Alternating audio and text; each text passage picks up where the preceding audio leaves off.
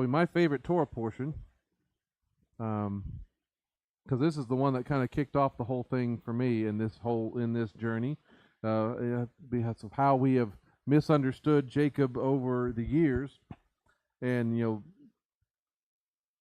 how it's looking over his character, how the scriptures describe him, even translate certain words about him.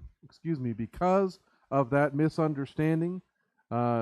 Again, that's what got us started. Got me started in particular on this journey. And if you haven't seen those teachings on that journey of how Jacob is the most misunderstood man in the Bible, I actually found some of the ones that we had back in 2018 when we were still over in the Student Center at First Baptist, and we were projecting up onto a white sheet so we can get some of these things up there. Some of y'all may have been around here for some of that and remember that, but Jacob, how he's the misunderstood man, part 1 and 2 is up there, and then I also included the one, did he really even wrestle with God?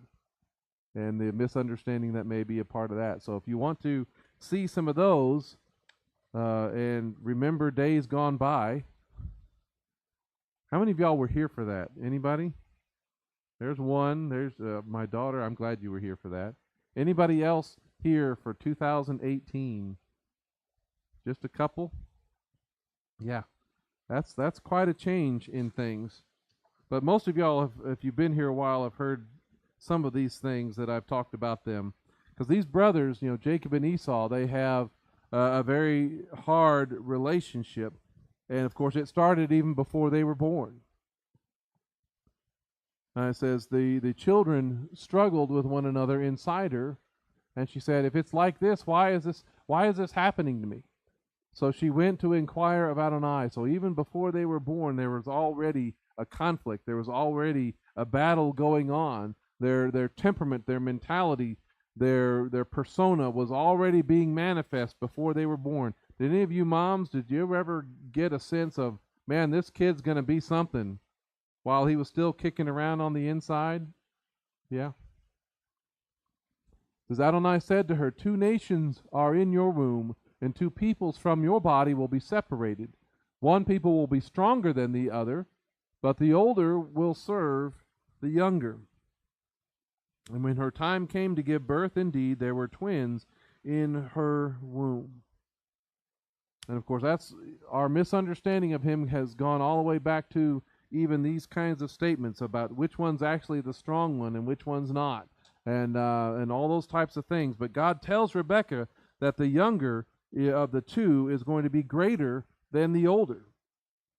While both are going to establish kingdoms, it's the second born that is going to be directing the promise. It's going to be leading the family. And once again, it's significant. I like to look at those Aramaic translations, those targums. They reveal again the Jewish thought of the era that Yeshua lived in the century before, the century after, the end of that Second Temple period. But it's interesting to look at those and how the Jewish people understood those in that day, and understood even this relationship, especially the prophecy and the future relationship between the Jewish people and the descendants of Esau, because this one serving, or the older serving the younger, had a condition on it. It says, and the Lord said to her, this is the Targum Jonathan, I usually have that notified. It says, 2 peoples are in thy womb, and 2 kingdoms from thy womb shall be separated, and one kingdom shall be stronger than the other, and the elder shall serve the younger, if, here's the condition, if the children of the younger will keep the commandments of the law of the Torah. It's an interesting perspective. So long as the younger is living by and keeping the Torah of God, keeping the law of God, they will be the greater kingdom and people, more so than Esau's descendants. But it suggests then, if they are not doing that, if they are not keeping the commandments of the Torah, then what's going to happen? The natural order of things is going to be flipped and reversed. They're supposed to rule over Esau's descendants so long as they themselves live under God's rule and his authority. And in many ways, these twins, even from the womb, represent the conflict that's going on in the world today. They represent the two ways of life about who's going to be in authority, who is going to rule. Two ways of life, two sides that people are choosing to be on in this world. They represent the sons of God, those who are in covenant with God and who are walking in his ways. And then Esau represents the son of the flesh, those who are not really interested in God or his ways. There's those who want to live in the promise like Jacob, and those who want to live out of the promise. And that's Esau. And again, that's a hard mindset for me to grasp at times, because for my whole life, going back to last week, my whole life been taught that neither one of those guys are really that great of examples. Neither Esau nor Jacob were all of that good or godly examples. But again, that's not what the scriptures teach. Esau is the negative example, whereas Jacob is the positive, the example of faith, of faithfulness, of a life following God. Chapter 25 verse says, when the boys grew up, Esau became a man knowledgeable in hunting and outdoorsman, while Jacob was a mild man remaining in the tents. Now again, most of y'all, if you've heard this from me before, we interpret these as if Esau was, this kind of this strong man's man, where Jacob was this mama's boy. Esau is the hunter, the outdoorsman, the sports bro, who's more interested in that kind of life out there in the world. He's the one that's more interested in. He represents the type that we know people like this. They love watching football or any kind of sport more than fellowship with God's people. They'll find anything else to do except go to church, as we probably grew up hearing, right? For it's too inconvenient, it's too hard to go because it's too early, or you have to drive too far. While at the same time, those same guys can wake up at dawn to go fishing, or they can drive for hours to go hunting, or they can sit in the cold. How long can they sit in the cold just to get a glimpse of something to shoot at?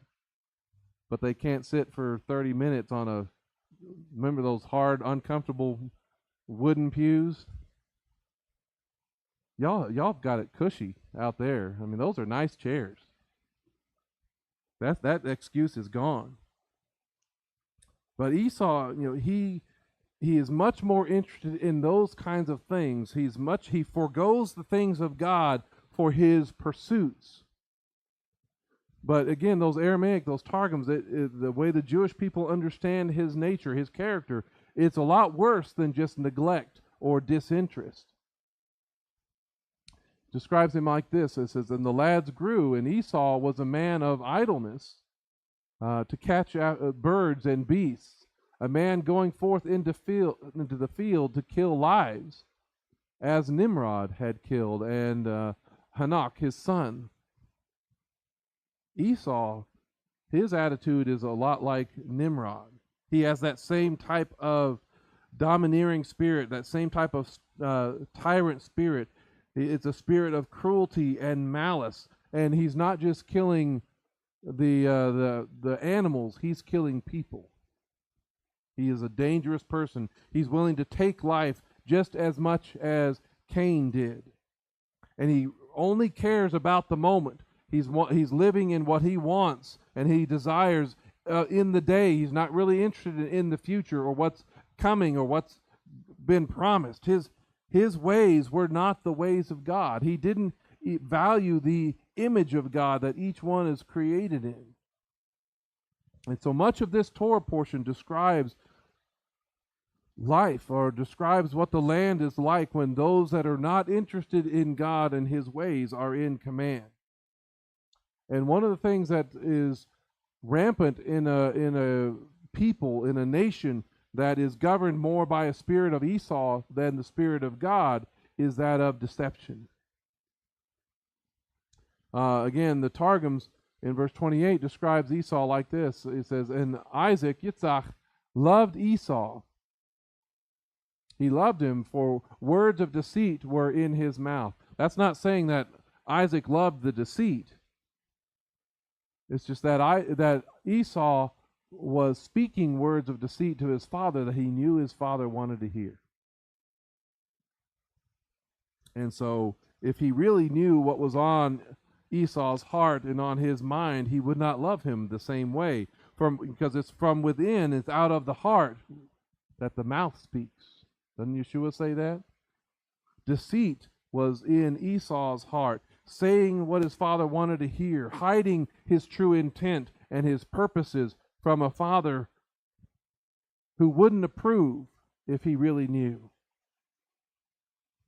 And this is one of the dangers of things, that even people, even God's people, even somebody like Isaac can be deceived by false words.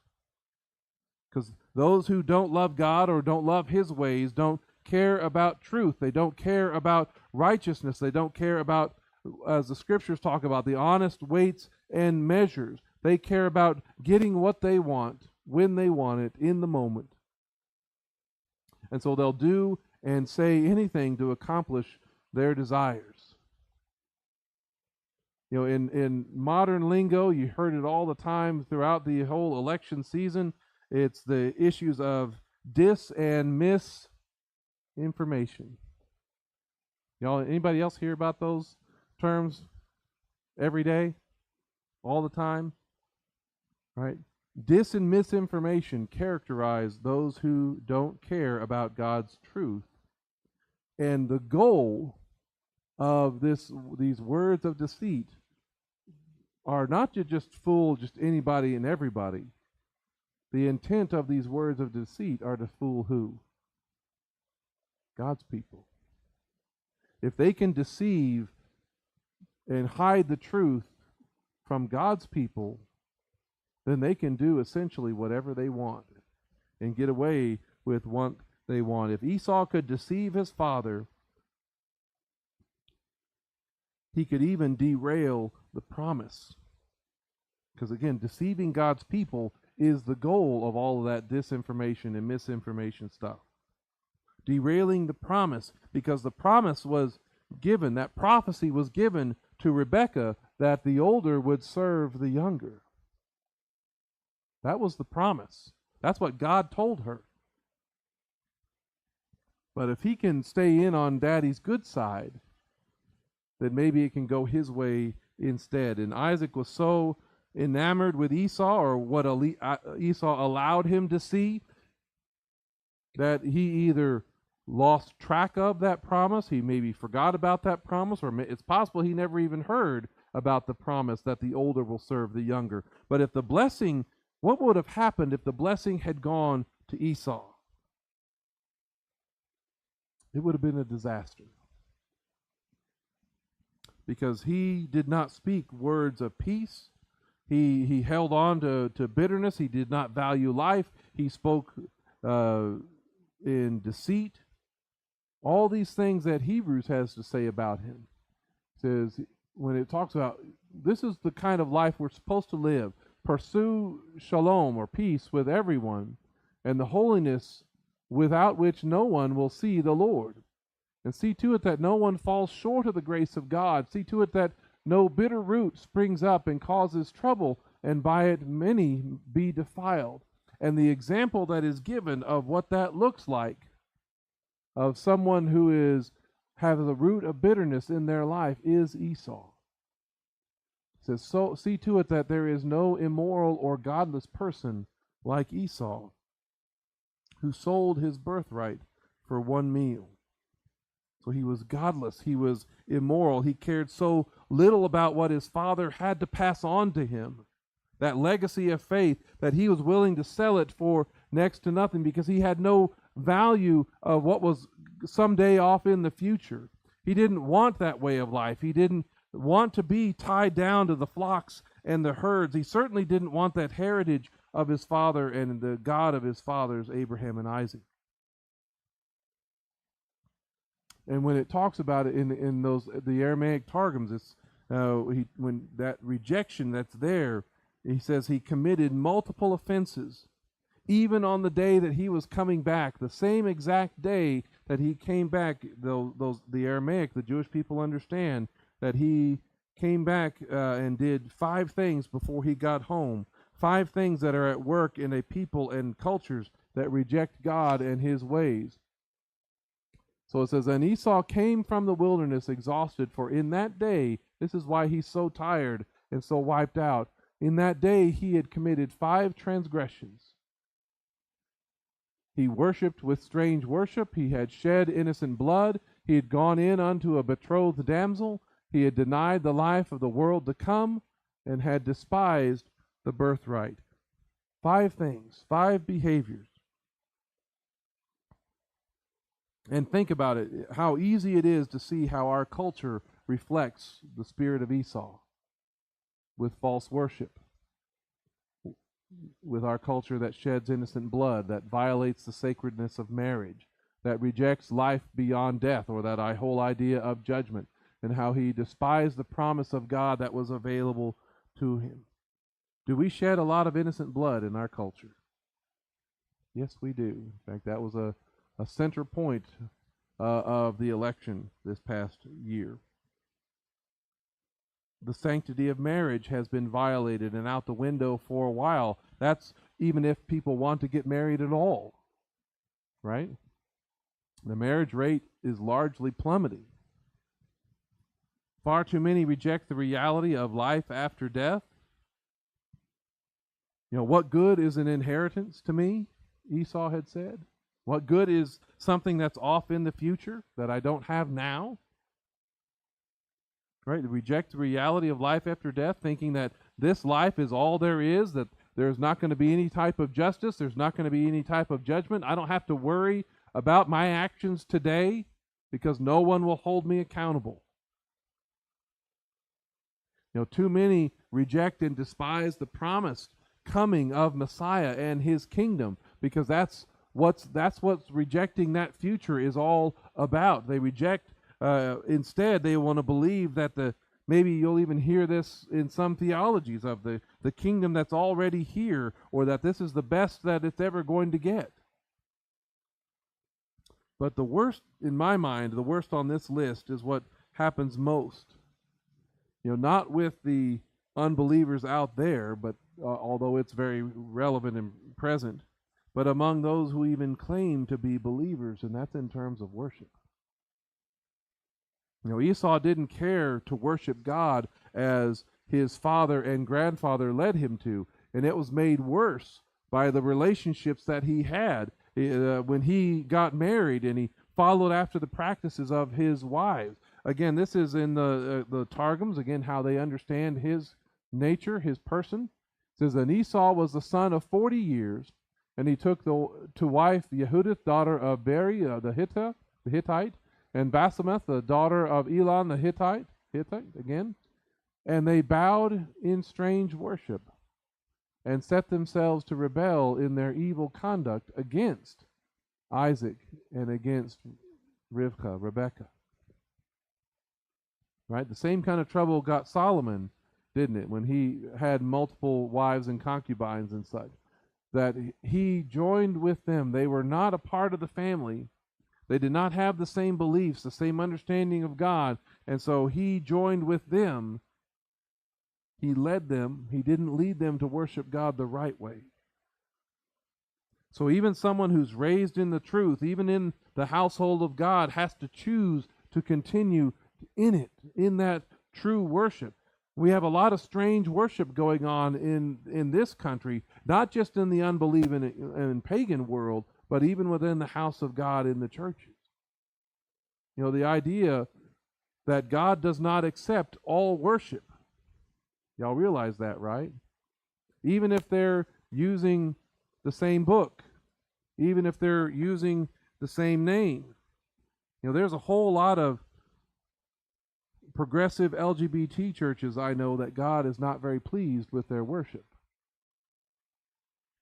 In the scriptures, the sons of Aaron proved when they brought strange fire, what happened to them? They were killed. God did not accept their worship. The Samaritan woman at the well proved that not all worship is equal when she asked Yeshua about Mount Gerizim, right? That's in John chapter 4. She says, she was having this conversation with him. She says, our fathers worshipped on this mountain, the one that they're standing right at the base of, Mount Gerizim. But you all say, you Jewish people say, that the place where we must worship is in Jerusalem. So, who's right? Whose worship is accepted to God? And Yeshua tells her, woman, believe me, an hour is coming when you will worship the Father neither on this mountain nor in Jerusalem.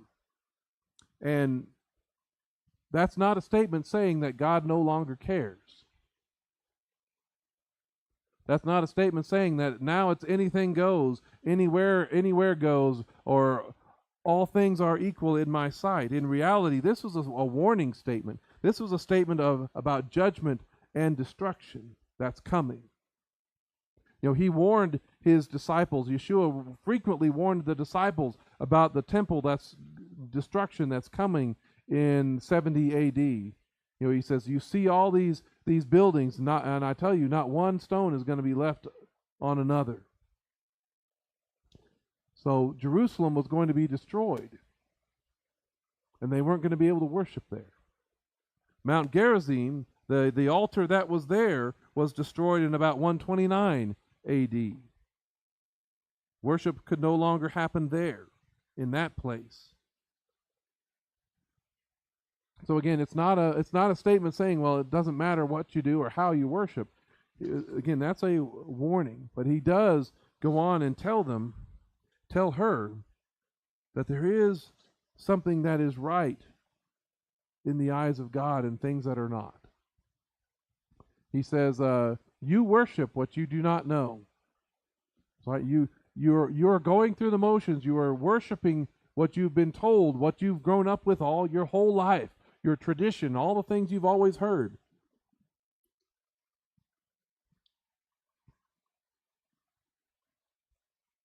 We worship, talking about the Jewish people, the system that's there set up at the temple. We worship what we know.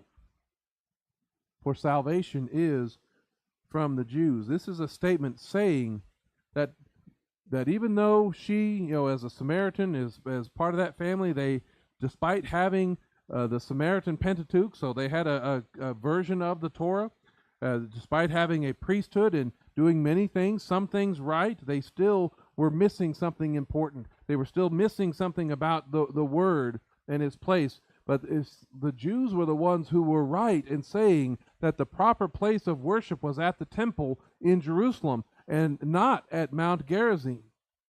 It's a question of what's better. Mount Gerizim and Mount Ebal are significant places, right? That's where Joshua and the Israelites pronounced the blessings and the curses. But that was even before Jerusalem was named, before it was revealed as the place where his name would dwell, as foretold in the Torah.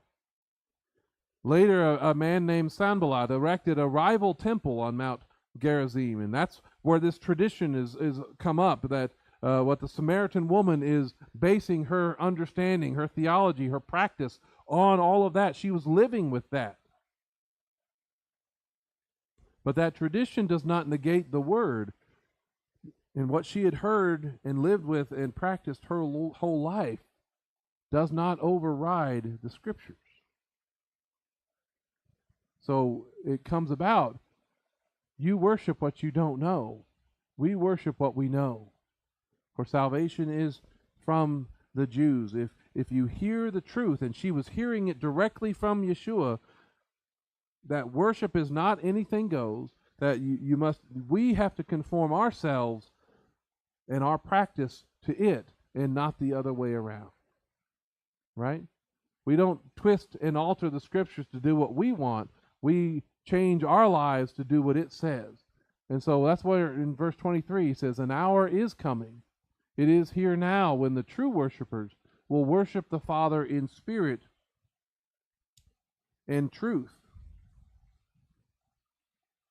For the Father is seeking such people as his worshipers. True worshipers and true worship is not anything that we want to do. We are not the standard. It's everything that he has commanded. Because worship, true worship, requires the Holy Spirit, the Ruach HaKodesh, and it requires truth. Both the inspirer of the scriptures, the ones who is inspiring them to write it down, and the word itself. What does the scripture say? What it says, thy word is truth. Right? True worship is going to be those things that are consistent with the instructions and the how-tos of the scriptures. We may have even grown up getting a lot of things right, just like the Samaritan woman. But all of us, at some point, get confronted with things, haven't we? With things that maybe are not right. We have to be willing to respond and change to what the scriptures reveal and submit ourselves to that. But when you look at Esau, he was coming with his wives with this strange worship. He didn't care about true worship. He didn't care and didn't want to be corrected. He didn't even really care about his family. Esau so rejected his heritage, he so rejected the way of life of his fathers, that he didn't even want to stick around and show any honor at his grandfather's funeral. That's how we understand it. And again, the Targums reveal this. We described about the 5 sins that Esau had done, right? The 5 things that he committed on the day that he arrived. But that all happened on a certain day. On the day that Abraham died, Jacob dressed pottage of lentils and was going to comfort his father. And that's when Esau shows up. And Esau wanted nothing to do with it. Right? What Jacob was doing is more akin to what Esau should have been doing if he was truly living as the firstborn of Isaac. See, with the spirit of Esau, there is no respect for the past and what has come. So much of our country right now, we've been in this battle it's been more prominent in the last 5 to 10 years, but so much of our country wants to erase or rewrite or condemn our history, right? Y'all heard that? Tearing down statues and all these other types of things, because they want to erase what has come before so they can go in a completely new direction without any type of foundation, because they don't want to be restricted or bound by what has come. They want to redo the Constitution, redo the Bill of Rights, all those types of things, but they don't want to be bound by it. But if they have their way, you'll get to see what happens when the spirit of Esau rules. When throughout this portion, God so blesses Isaac and his family that they're able to even find water in places that the culture that was there had never even bothered. Isaac was bringing the land to life and reaping 100-fold what was sown there. Chapter 26 says, Isaac sowed in that land, and in that year reaped 100-fold. Adonai blessed him. And again, the man became great and continued to become greater until he become very great. Are y'all familiar with something that talks about reaping 100-fold what was sown? Y'all ever heard of that one before? Where does that show up? It shows up in the Gospels when Yeshua tells a parable about the sower and the seed, right? He is experiencing the parable of the sower that Yeshua, whose seed, that Yeshua identifies as the word of word of God, or as the word of the kingdom, that future, that promise, right? The seed that falls on good soil. Isaac is experiencing that kind of blessing, and his influence and his name continues to grow and be made great in fulfillment of that promise. Even Abimelech recognizes that. Even this other king recognizes that. I don't have this up here in verse 28. He says, they said to him when they came to Isaac, he says, "We have clearly seen that Adonai has been with you." That's how the light is supposed to shine. So we said, "Let there now be an agreement between us and you, and let us make a covenant with you, that you will do us no harm, just as we haven't touched you, and just as we did nothing to you but good, and sent you away in shalom. You are now blessed by Adonai." He says all of that. Of course, that wasn't entirely or exactly true, because they hadn't always sent him away in peace without any kind of trouble. They were trying to whitewash their own actions in all of that.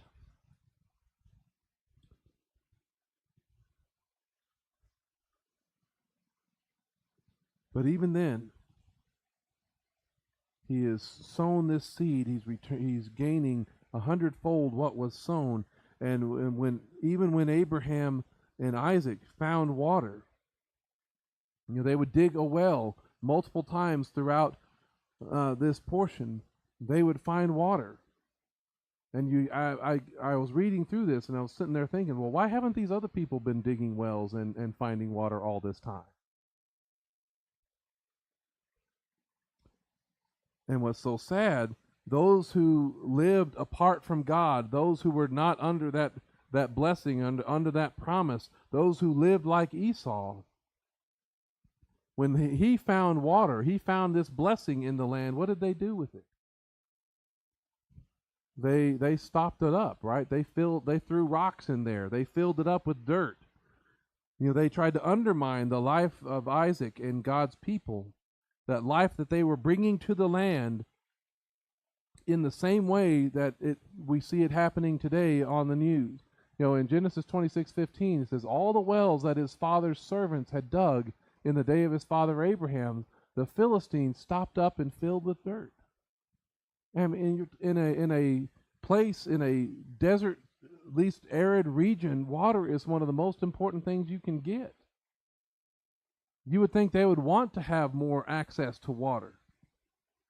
But the spirit of Esau doesn't want life to happen. It wants it to be controlled. It wants it to be more about suffering. And that's no different from what we were hearing about in the last year and the years before, where within the Intifada and different things within Hamas, where they are sending balloons and kites that are set on fire. Y'all remember hearing about those? They're designed to try to destroy the crops, designed to try to set things on fire that will burn down buildings and houses and homes. It's no different than trying to prevent the Jewish people from planting anything out in the land, anything on the unused hillsides. They don't want them planting anything of any duration there. That's why they'll go, and if they have a vineyard there, they'll go and cut the vines that have been planted. It's not about making the land abundant and fruitful. They'd rather destroy. It's no different than using, millions and even billions of dollars in aid, not to build hospitals or schools or beneficial infrastructure, but instead building what with it? Weapons and tunnels and other mechanisms of war to try to drive them from the land. That's the spirit of Esau that's right here, because not much has changed.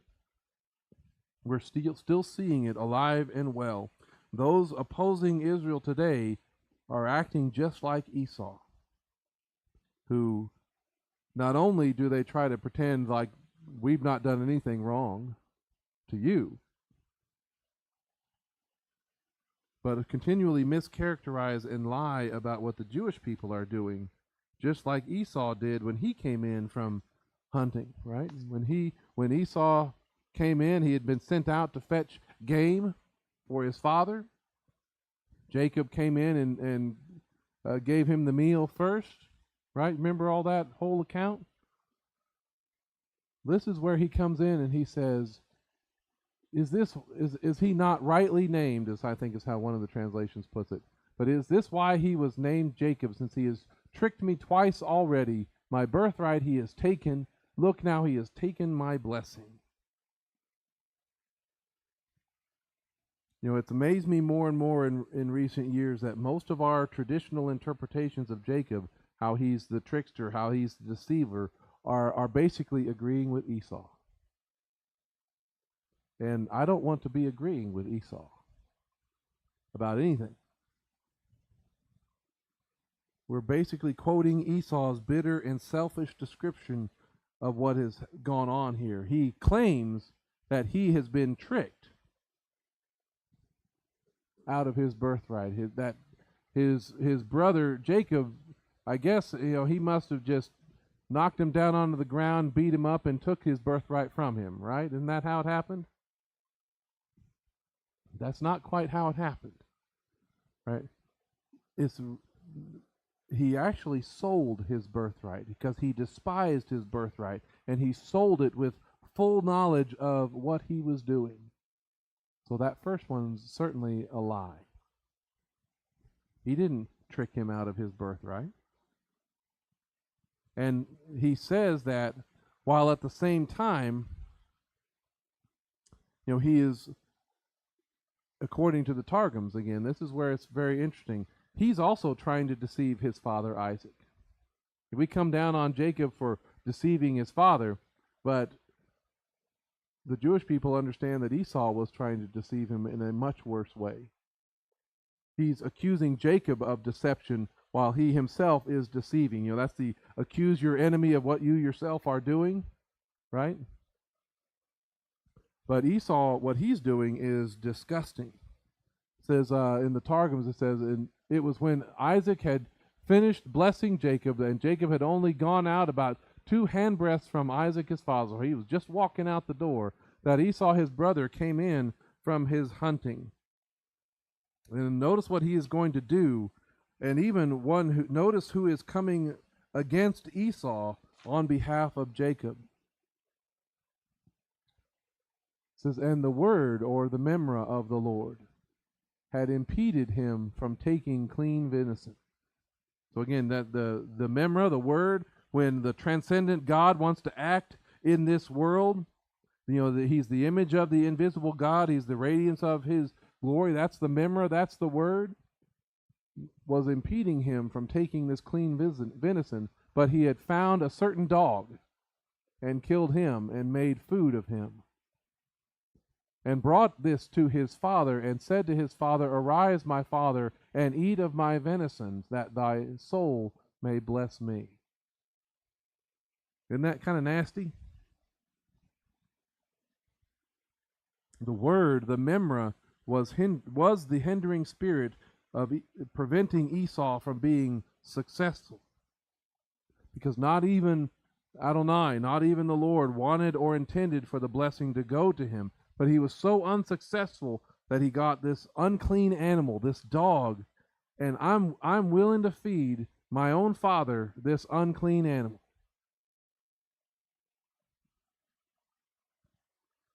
This father who was hoping to bless him, right? He was wanting to do good things to Esau, even though he had been deceived in this.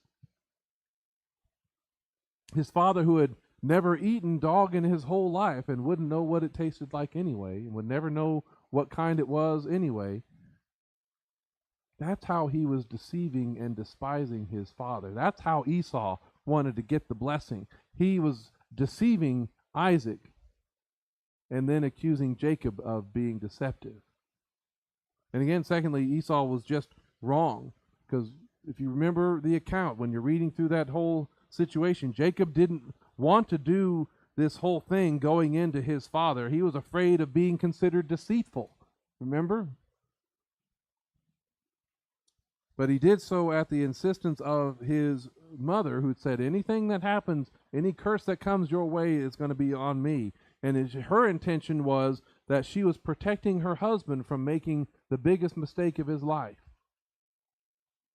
because she knew the promise. She knew that the older was supposed to serve the younger. She knew that he was making a mistake. And so Esau is blaming really the wrong person. So when he says, isn't he rightly named Jacob? That's Esau's word.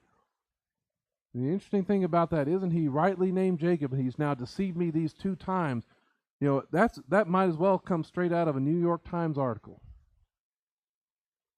You realize that? That's how it's manifesting today. That might as well be out of any other mainstream media or news that calls Israel defending itself from attacks like October 7th or the Hezbollah rockets, and they want to turn around and say, well, they're being those are unlawful and unprovoked genocide that Israel is committing right now.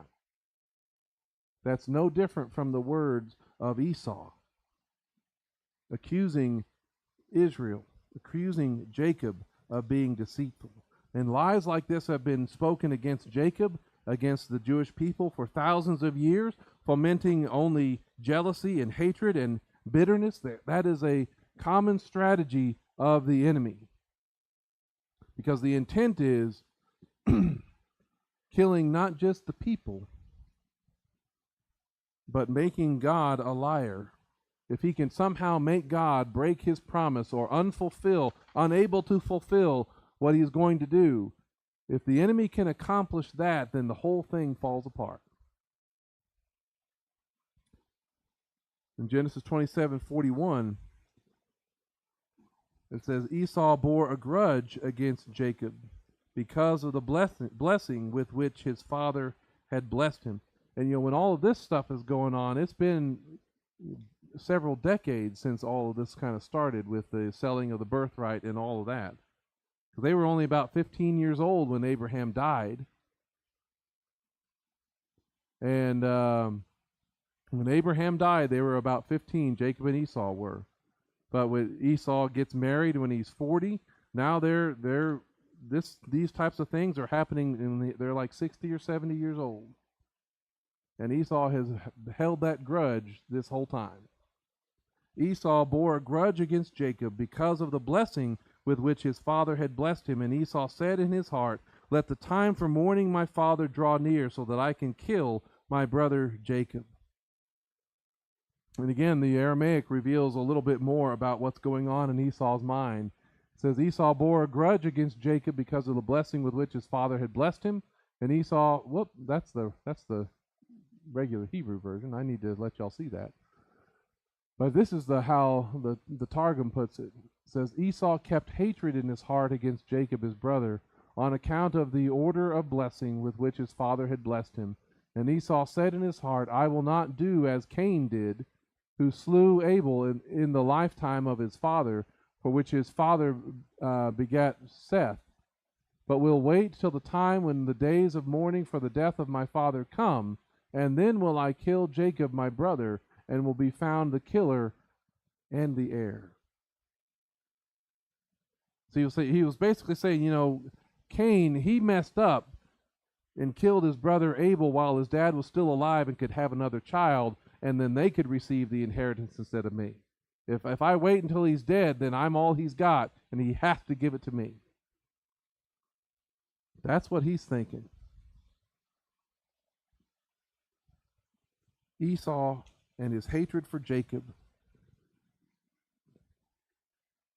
is a way of life that is antithetical to the things of God. It's an option that this world is running by and governed by. There's a part of this world that has received and has been passed on the spirit of Esau to them, accusing Jacob and his descendants of lying, deception, and taking what doesn't belong to them.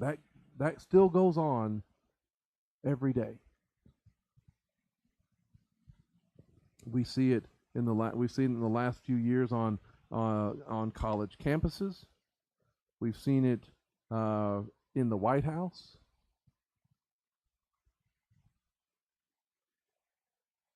And we see it where rather than bringing the land to life, we see the equivalent of the stopping up of the wells and killing off the fruitfulness of the land. Because before 1948, before the Jewish people got there, that land was desolate and unused. Esau did not want to live in the blessing or the promise of God, and his heart was far from it, whereas his brother Jacob, he was the one that was interested in those things. He was the one who wanted to live in the promise of God. Remember, he was a quiet man, which is better translated as blameless or complete or wholesome, having integrity or morally innocent. And he stayed among the tents, not because he was weak, but it meant that he was staying in the places of learning from his father Isaac, learning from his grandfather Abraham, being a part of bringing the land to life and making it fruitful and abundant, as the Jewish people are doing today, planting vineyards and crops and exporting all sorts of vegetables all over the world, learning not just how to run the business or how to take care of the herds, but also of their God and their ways. Learning what it means to follow after God and obey Him. Because even Abraham was keeping the Torah and living it out before his grandson Jacob, extending that legacy of faith and that life of promise to those future generations through his obedience. That's how Genesis 26 describes Abraham. He says, I will multiply your seed. This is part of that promise. He's speaking actually to Isaac at this point. He says, I will multiply your seed like the stars of the sky, and I will give your seed all these lands, and in your seed all the nations of the earth will continually be blessed. So that legacy of faith is being passed on. Then he says, because Abraham listened to my voice, and he kept my charge, my mitzvot, my decrees, and my instructions. And that instructions is the Torah, the Torah. He kept his Torah. And as the Targum reveals, Abraham was not only obeying the Torah or God's instructions, he was in relationship with and obeying the Messiah, the Memra of God, the Word of God. And the Targum describes this: on account that Abraham obeyed my word, obeyed the Memra, and kept the keeping of my word, it's in there twice, my statutes, my covenants, and my laws. And you put those things side by side. Notice that the Memra takes the place of the voice of God. Abraham listened to my voice. He shema my voice. Says Abraham, because shema also means obey, doesn't it? Abraham obeyed my Memra, my word. And the charge he's also keeping, guarding, protecting the responsibility given by God to those who follow him. That's also connected to his word, to the Memra. As if Abraham was guarding the Memra as a special treasure, as a possession of great value, like a pearl of great price. That he would sell everything he had to go out and purchase the field that had that one thing of great value. Abraham believed God. He believed the promise. He believed in Messiah. And as Yeshua insisted, he says, Abraham looked forward to seeing my day. Right? He saw it and was glad. He saw it and rejoiced. That's the kind of life that will be governing the world in the future. The one that is following after God and his ways. But for right now, we still see these two forces at work. We see the two ways of life at work in this world. And so while the world is going more and more in the direction, in the spirit and pattern of Esau, the things that we should see increasing, lying about God's people, making this world less fruitful, trying to destroy the crops, or trying to kill off all of the animals and all the chickens and the cows. Y'all been hearing about those things going on? They're making things less fruitful. We as God's people, instead of following that pattern and going into false worship and all those things, we as God's people should want to live in the same spirit, the same legacy of Abraham, keeping and obeying God's word, his written and living memra, and following the pattern and the life of Jacob, the good example. And if we were willing to do that, we'll see more of the world come to life. We'll see more of the abundance and the blessing in our lives in this day. May we see it more in our day. May we live in the hope that He has given us, in the promise of all that He is going to do and fulfill. May we have a heart like Jacob, who desires to walk in the instruction and true worship of God. That's the legacy of faith, and that's the decision that each of us need to make. Amen.